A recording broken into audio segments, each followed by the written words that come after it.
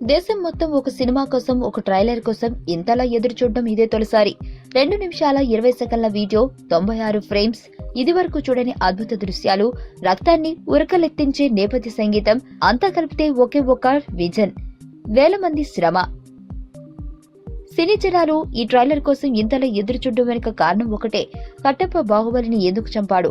ఈ ప్రశ్నకు రాజమౌళి ట్రైలర్లో ఏమైనా క్లూస్ ఇచ్చాడా అంటే అవునని సమాధానం వస్తుంది.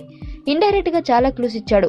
ఇది నిజమో కాదో తెలియదు గాని ఒకసారి ట్రైలర్లో ఉన్న 96 షాట్స్ ని బేస్ చేసుకుని మనం ఒకటి ఫిక్స్ అయి ఉందాం.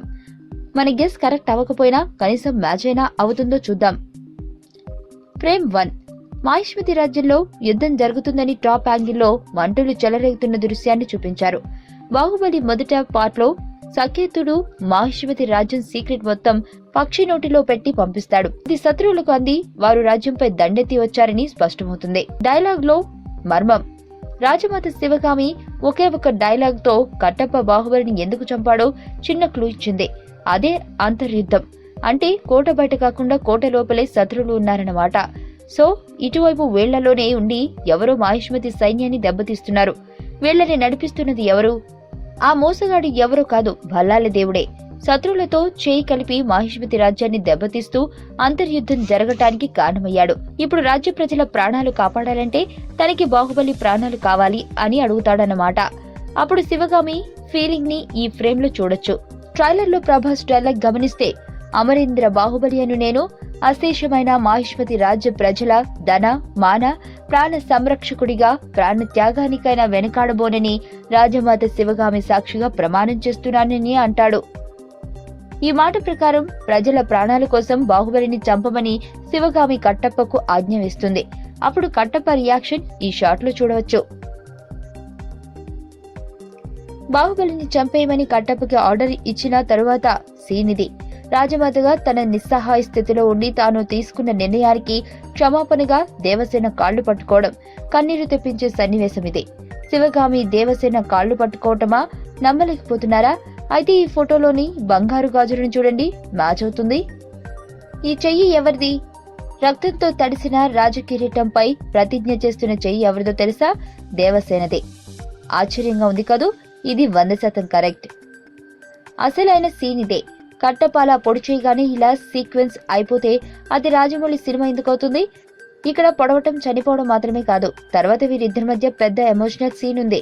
ఈ ఫ్రేమ్ చూడండి. ట్రైలర్ లోని బెస్ట్ ఫ్రేమ్ ఇదే. చనిపోయే చివరి క్షణంలో కూడా రాజు టీవీతో బాహుబలి కూర్చున్నాడు.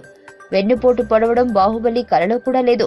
ఆ క్షణంలో తాను చనిపోయినా మాహిష్మతి రాజ్య ప్రజలను కాపాడాలి, అందుకే తన ప్రాణాలను పూర్తిగా తీసేయమని రాజుగా కట్టప్పకి బాహుబలి ఆజ్ఞాపిస్తున్నాడు. అదే ఈ ఫ్రేమ్. బాహుబలిని పొడిచిన ప్రదేశానికి భల్లాల దేవ వస్తాడు. కొన ఊపిరితో ఉన్న బాహుబలిని భల్లాల దేవ పొడిచి చంపుతాడు. అందుకే బాహుబలి 1లో దేవసేనతో కసితీరా నా చేతులతో మళ్లీ చంపాలి అని డైలాగ్ చెబుతాడు. అంటే బాహుబలి ప్రాణాలు తీసింది భల్లాల దేవుడే అని పూర్తయింది. శివగామి చెప్పిన పనిని పూర్తి చేసి బాహుబలిని చంపిన కత్తితో రాజమందిరంలోకి కట్టప్ప వస్తున్న ఫ్రేమ్ ఇదే. కోట ముందు బాధతో చూస్తున్న వీళ్ల ఎక్స్ప్రెషన్స్ చూస్తుంటే కోటపై నుండి శివగామి బాహుబలి ఇక లేడని అనౌన్స్ చేసిందన్నమాట. ప్రజల కళ్లల్లో ఆ బాధకి కారణం అదే అని తెలుస్తుంది. అక్కడ బాహుబలి చనిపోయిన సమయంలోనే ఇక్కడ దేవసేన శివుడికి జన్మనిస్తుంది. దేవసేనకి పుట్టిన బాబుకి మహేంద్ర బాహుబలి అని పేరు పెట్టి ప్రజలకు చూపిస్తున్న క్షణమిది.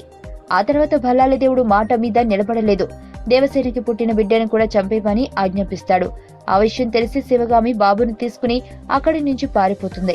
రహస్య మార్గం ద్వారా కొండ కిందికి వచ్చి వాగునీటి దాటుతూ ప్రాణాలు విడుస్తుంది. ఇక ఇక్కడ నుంచి ఏమి జరిగిందో మీకు తెలిసిందే. సుబ్బు, నీకు తెలుసా, నాకు ఎర్లీ మార్నింగ్ ఒక కల వచ్చింది. ఏమని? నువ్వు నన్ను జ్యువెలరీ షాప్కి తీసుకెళ్ళి వడ్డానం కొనిచ్చావంట. ఏ టైంకి? గుర్తులేదు సుబ్బు, 5కి అనుకుంటా. అదే మరి 5కి మీ బాబు వచ్చి బిల్లు కట్టినట్టు నాకు కాల్ వచ్చింది.